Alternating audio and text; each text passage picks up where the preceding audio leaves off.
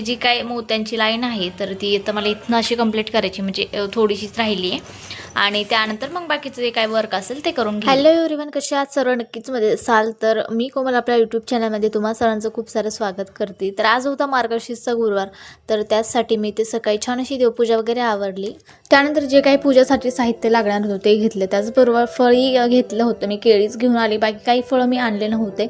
आणि उंबऱ्याची इथे पूजा वगैरे केली, छान अशी रांगोळी काढून घेतली होती. त्यानंतर मस्त अशी पूजा इथे मांडली आणि खरंच खूप प्रसन्न वाटत होतं आज आणि खूप छान वाटत होतं सकाळच्या वेळी.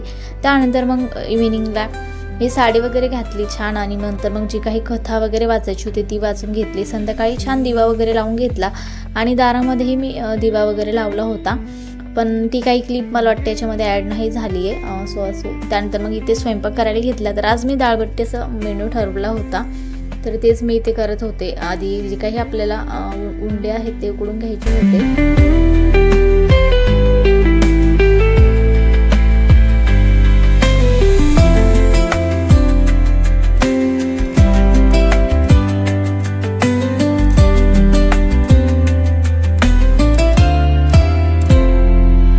वगैरे होते ते ही उकडून झाले होते. मग त्याला मी एकदा चेक केलं, आतमध्ये बऱ्याचदा कच्ची राहतात, त्यामुळे मग त्याला छान उकडून घेतलं आणि काही परत 1-2 मिनिटासाठी उकडायला ठेवले होते.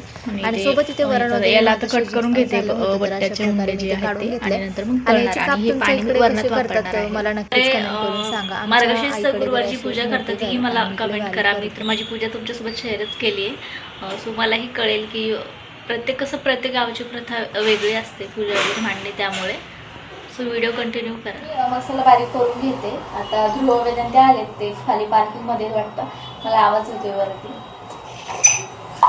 तर पटकन मसाला वगैरे करून घेते आता.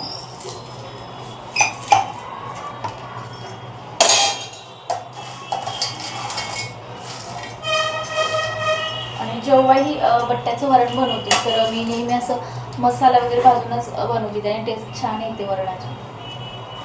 तर याच्यामध्ये थोडंसं पाणी घालून छान याला बारीक करून घेते.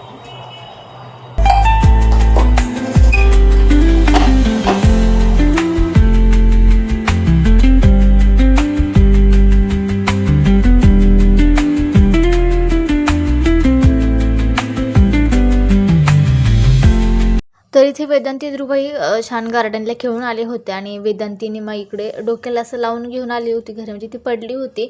मग मोठासा असा टेंगूळ आला होता तिला इकडे डोक्याला. मग ते मला म्हणजे ती व्हिडिओमध्ये तिथे दाखवतच होती.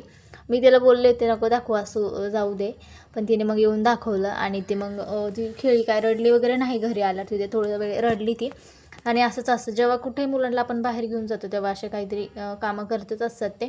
बऱ्याच वेळेस ते घरी असतं, त्यामुळे मी तिच्या पप्पांना बोलली होती की आज त्यांना घेऊन जा, आणि ती खूप मागे लागली होती. मग ते थोडा वेळ त्यांना घेऊन गेले होते गार्डनला आणि मग मी ते माझं स्वयंपाक इथे आवरून घेत होते पटापट. पण वाटलं नव्हतं असं काही करून येईल, पण असो ते सगळं झालं. नंतर मग ते थोडा वेळ झोपले होते, माझा स्वयंपाक होईपर्यंत अर्धा तास झोपतो बोलले, त्यांचं डोकं वगैरे दुखत होतं त्यामुळे.